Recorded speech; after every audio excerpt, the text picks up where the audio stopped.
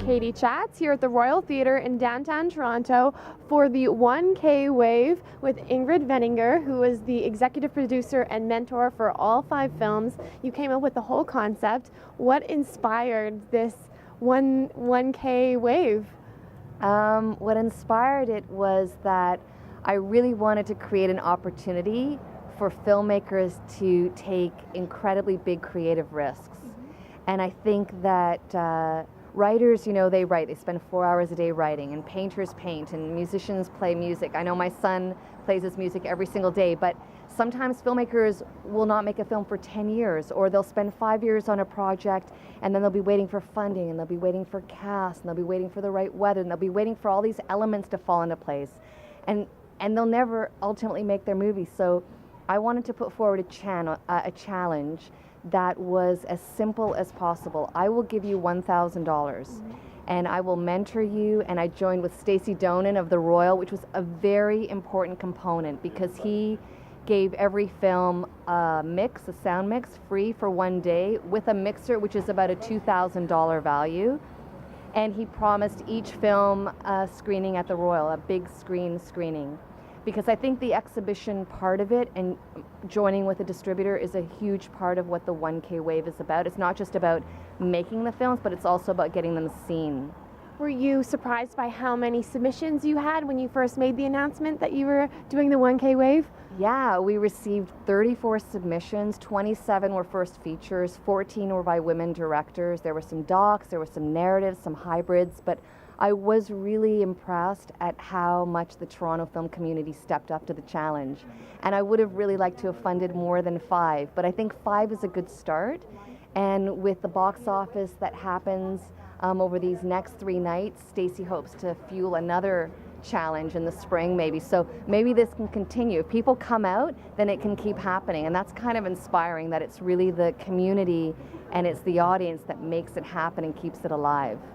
Can you tell me a little bit about the films? Have you seen them yet? And can you give me a little bit of insight into what we can expect?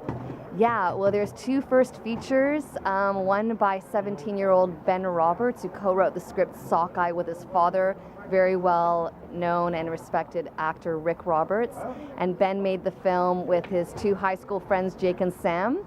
And it's a first feature film, I think incredibly elegant and ambitious, and certainly Ben Roberts is a filmmaker we should all be keeping our eye on because he's got a lot of feature films in him. And we have a documentary by John Board, which is very, very personal. And we have another first feature by Nadia Litz and Mikhail Kandinsky, which is screening tonight, Hotel Congress, and it's a 2-hander, and it takes place in a hotel in Tucson, Arizona, and it's about a couple getting together and trying not to have an affair. And it's very stylized, and it's very, very cool and sleek. And if you know anything about Nadia's work, she is a woman that you just have to make room for, because I think she's got an incredible eye and an incredible voice, and she wrote the script. So I'm very excited about Hotel Congress. And you have the Butler Brothers as well? The Butler Brothers dark comedy. This is their 3rd feature film. Their first was made for $250. Their second was made for $500, so this is like a huge budget for them. So you want to see what they do with Morning Has Broken. That's their feature. And then we have John Lequier, who's showing his work in progress. His low-budget $1,000 feature was called Methadonia, and we're doing a live documentary that is going to talk about kind of the unmaking of Methadonia. It's called Liquid Handcuffs. It's a one-time only affair, so the people in the Royal on Saturday night at 9:15 are going to get a very, very, very valuable insight into what it takes, both the challenges and the rewards of making a $1,000 feature film. It's not easy. And are you excited about narrating the event? Yeah, I'm excited about none of the filmmakers have seen each other's films.